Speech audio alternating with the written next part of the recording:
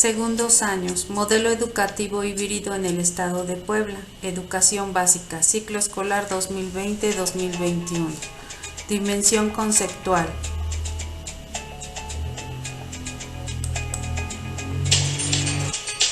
Las características del modelo educativo híbrido en el estado de Puebla.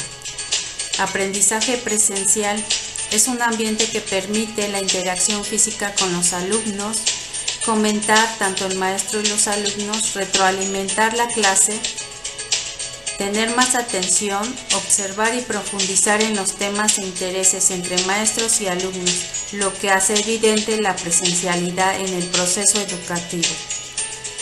La educación a distancia, donde se presentan los contenidos de diversas maneras, donde los tiempos de aprender y las formas son flexibles, pues se aprende de manera independiente y colaborativa, y dicha distancia puede ser reducida por la tecnología y de actividades sincrónicas y asincrónicas.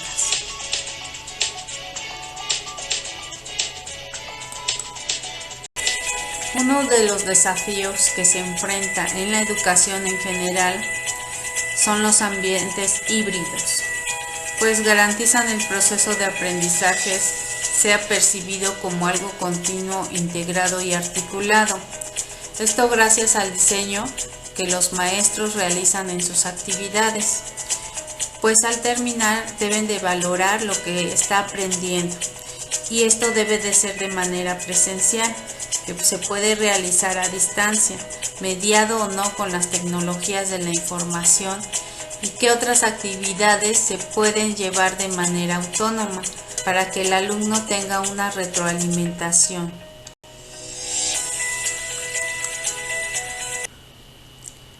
El continuo del aprendizaje.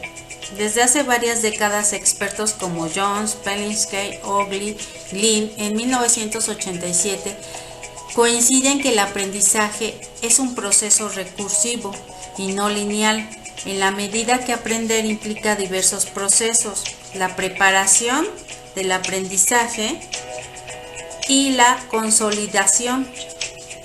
Tenemos que el aprendizaje propiamente es la construcción de conocimiento y cuando se amplía el aprendizaje.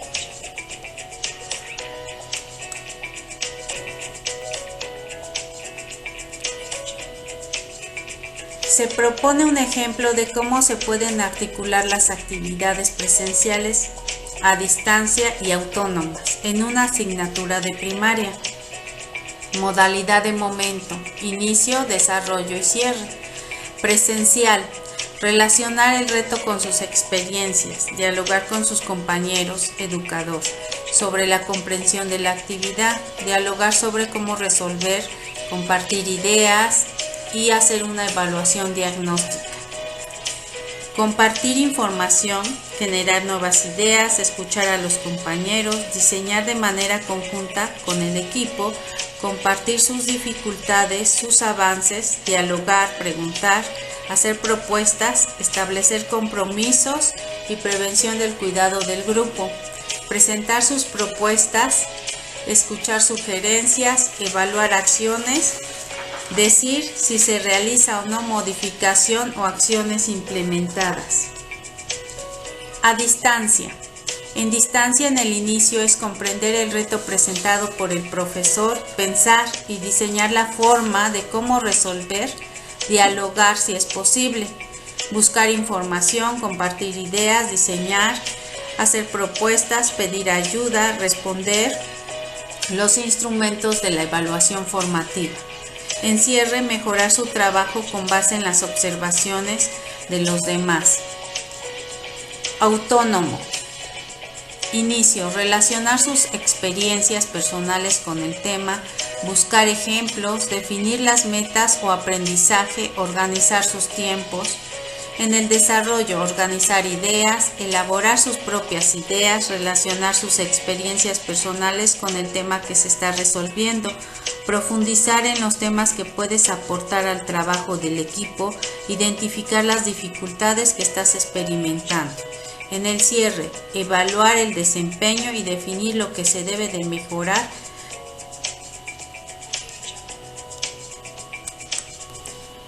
El continuo metodológico. La continuidad del proceso educativo presencial a distancia exige un diseño metodológico.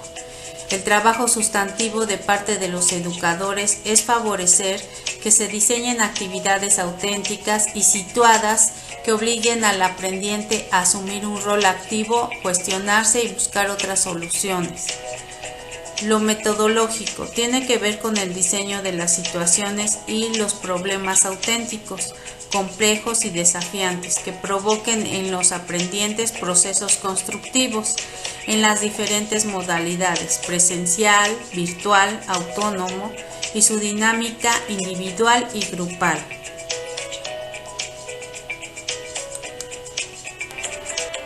Gestión y uso efectivo del espacio y tiempo. El espacio en el que se aprende se expande. Aquí nos habla que a lo largo y ancho de la vida debemos enfatizar el papel que juega el tiempo pedagógico. ¿En qué sentido? En que no solo se amplían los contextos donde se aprende, ya sea en la escuela, en la casa, ciberespacios, textos, lo cual debe organizarse y gestionarse con ayuda de los profesores. El tiempo pedagógico. El tiempo pedagógico va más allá de la organización administrativa.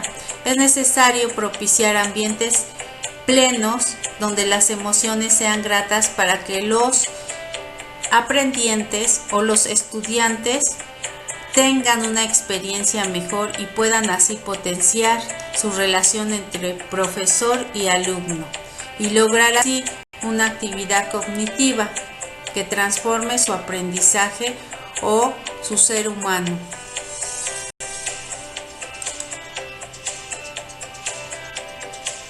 Espacios temporales.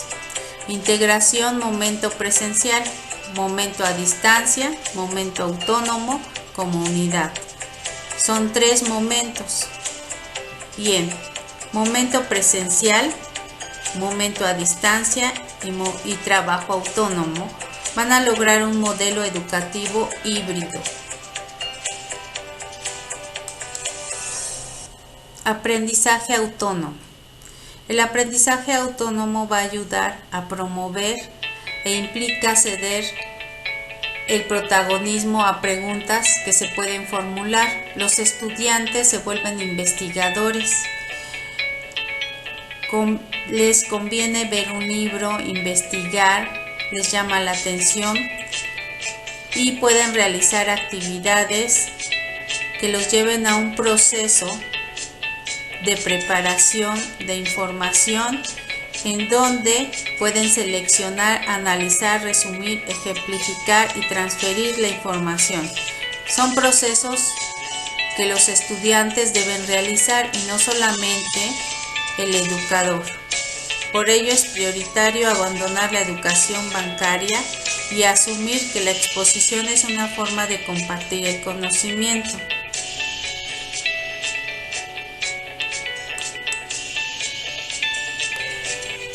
Un enfoque situado en el espacio y en el tiempo, además de combinar los espacios y los tiempos, tanto presencial, a distancia y autónomo, es importante integrar el proceso de aprendizaje. ¿Cómo? Como docentes tenemos que tomar en cuenta el contexto cultural, económico, político del alumno que lo rodea, pues ya que el contexto afecta y tiene que ver con lo que va aprendiendo. Son las circunstancias que rodean al alumno y para ello tenemos que transformar esa realidad y establecer herramientas para que él pueda aprender y aplique sus conocimientos. Del mismo modo, a manera de ejemplo, se recuperan las ideas de Ravella, Picarona, Loureiro, quienes proponen que la autenticidad es un problema de grados, como se explica en la siguiente tabla. Inauténtico. Analizar o responder preguntas a partir de un conjunto de datos. Escribir un ensayo sobre las leyes. Leer un fragmento de texto seleccionado o por el educador. Más o menos realista. Diseñar una casa utilizando fórmulas matemáticas y formas geométricas predefinidas. Escribir un ensayo persuasivo sobre por qué una determinada ley debería ser modificada. Leer para toda la clase un texto seleccionado porque el aprendizaje o el aprendiente, dependiendo su interés del alumno. Auténtico. Diseñar y construir una maqueta en casa que satisface ciertos estándares de construcción y pedidos de los usuarios. Escribir una propuesta para ser presentada a los legisladores para promover la modificación de una ley. Hacer la grabación de un audio de una historia que pueda ser usada como audio cuento en una biblioteca. Real. Construcción real de una casa. La propuesta es presentada a los legisladores, el audiocuento es usado realmente en una biblioteca.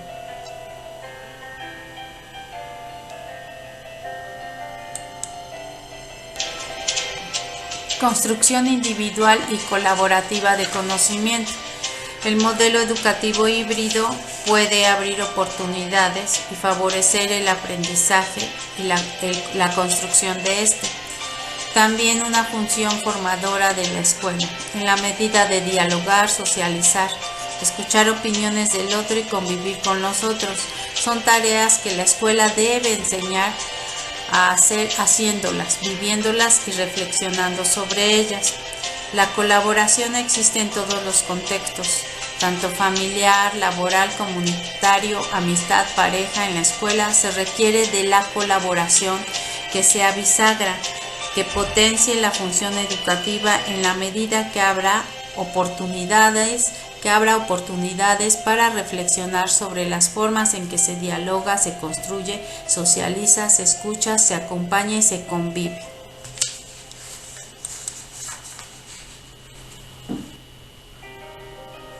Flexibilidad en el proceso educativo.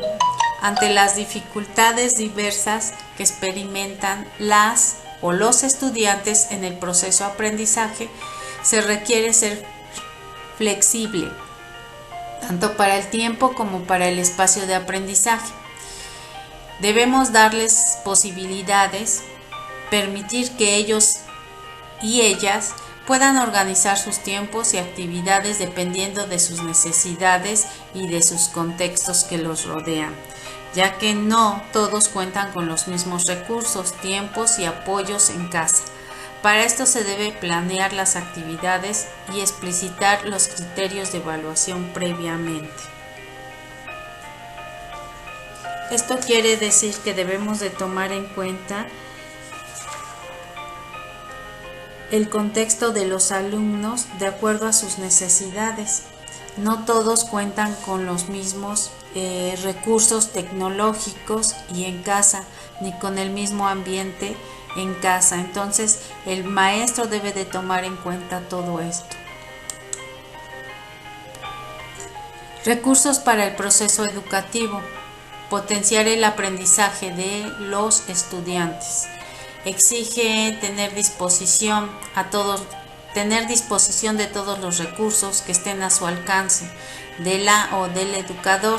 Estos recursos deben complementar y reforzar los aprendizajes, pero también debemos ceder el protagonismo para que el estudiante se vuelva investigador y pueda buscar sus propias fuentes y recursos que le ayuden a comprender mejor los temas.